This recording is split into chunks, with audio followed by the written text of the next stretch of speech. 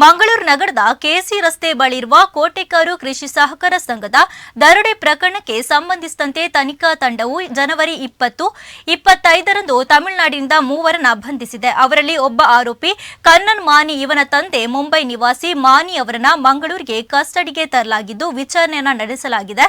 ಬಳಿಕ ಆರೋಪಿಗಳ ಮಾಹಿತಿ ಮೇರೆಗೆ ನಡೆದ ಸ್ಥಳ ಪರಿಶೀಲನೆ ಸಂದರ್ಭದಲ್ಲಿ ಆರೋಪಿ ಕನ್ನನ್ ಮಾನಿ ಕಸ್ಟಡಿಯಿಂದ ತಪ್ಪಿಸಿಕೊಳ್ಳಲು ಪ್ರಯತ್ನಿಸಿದ್ದಾನೆ. ಸ್ಥಳದಲ್ಲಿದ್ದ ಬಿಯರ್ ಬಾಟಲಿಂದ ಪೊಲೀಸರಾದ ಅಂಜನಪ್ಪ ಮತ್ತು ನಿತ್ಯನ್ ಮೇಲೆ ದಾಳಿಯನ್ನ ಮಾಡಿದ್ದಾನೆ. ಅಷ್ಟೇ ಅಲ್ಲದೆ ಉಳ್ಳಾಲ ಪೊಲೀಸ್ ಇನ್ಸ್ಪೆಕ್ಟರ್ ಅನ್ನ ಹತ್ತಿಕ್ಕಿ ಚುಚ್ಚಲು ಯತ್ನಿಸಿದ್ದು, ಈ ಸಂದರ್ಭ ದಟ್ಟಣೆಯಲ್ಲಿದ್ದ ಸಿಸಿಪಿ ಇನ್ಸ್ಪೆಕ್ಟರ್ ಮೊದಲಿಗೆ ಎಚ್ಚರಿಕೆಯ ಗುಂಡನ್ನ ಹಾರಿಸಿದ್ರು ಆರೋಪಿ ತನ್ನ ದೌರ್ಜನ್ಯವನ್ನ ಮುಂದುವರೆಸಿದ್ದಾನೆ.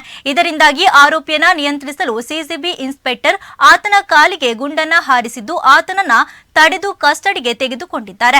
ಈ ಘಟನೆಯಲ್ಲಿ ಉಳ್ಳಾಲ ಠಾಣಾಧಿಕಾರಿ ಬಾಲಕೃಷ್ಣ, ಸಿಸಿಬಿ ಸಿಬ್ಬಂದಿ ಅಂಜನಪ್ಪ ಮತ್ತು ಉಳ್ಳಾಲ ಠಾಣಾ ಸಿಬ್ಬಂದಿ ನಿತ್ಯನ್ ಗಾಯಗೊಂಡಿದ್ದಾರೆ. ಗಾಯಗೊಂಡ ಸಿಬ್ಬಂದಿಗಳು ಹಾಗೂ ಆರೋಪಿಯನ್ನ ತಕ್ಷಣ ದೇರಳಕಟ್ಟೆ ಏನೋಪಾಯ ಆಸ್ಪತ್ರೆಗೆ ದಾಖಲಿಸಲಾಗಿದೆ. ಈ ಸಂಬಂಧ ಉಳ್ಳಾಲ ಪೊಲೀಸ್ ಠಾಣೆಯಲ್ಲಿ ಪ್ರಕರಣ ಕೂಡ ದಾಖಲಾಗಿದೆ.